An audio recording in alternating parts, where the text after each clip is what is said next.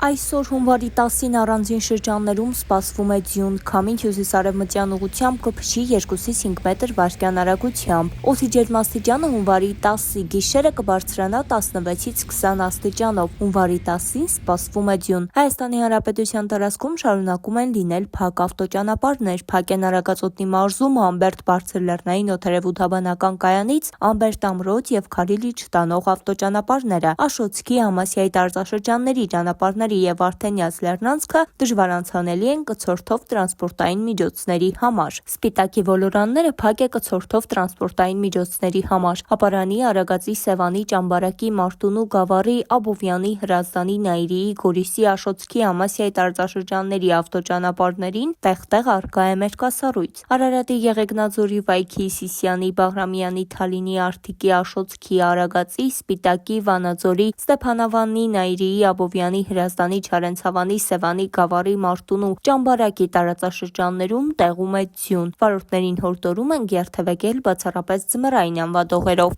Դե ինչ, առողջ եղեք, մնացեք Օրագիր Նյուզի հետ։